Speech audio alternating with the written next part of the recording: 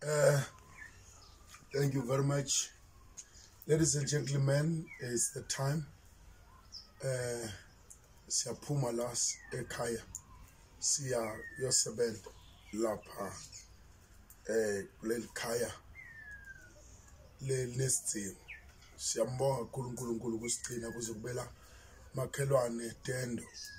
If you have a neighbor, you must learn to love that neighbor.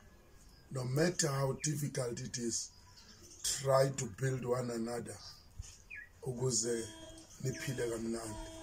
Siyambonga uNkulunkulu ke siyaphuma nathi siyophosa isivivaneni sibona ukuthi uNkulunkulu masiceda ukwenza yena wenzani. Ngoba njalo uma uceda ukwenza into khona into uNkulunkulu azokwenzela yona.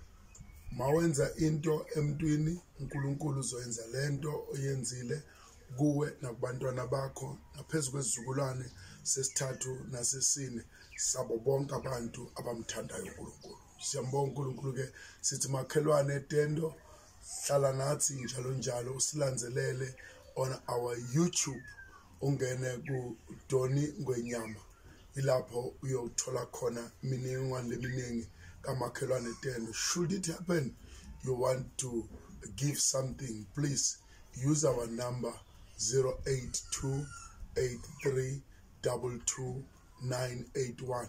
Siyambonga uNkulunkulu ngalaba labafaka sandla. Inhlito yami ihleli kulabantu labadzala, kulabantwana lesibathola banganabo batali. Uthola umntwana una 7 years, lo mdzala una 14 years. But bahlala bodwana ekhaya. Sometimes balala bangakahle. And some people are taking advantage for the lady ka 14 years ukuthi balale naye benza izinto ezirong. So but we believe ukuthi uNkulunkulu uyosiza kakhulu. Amen.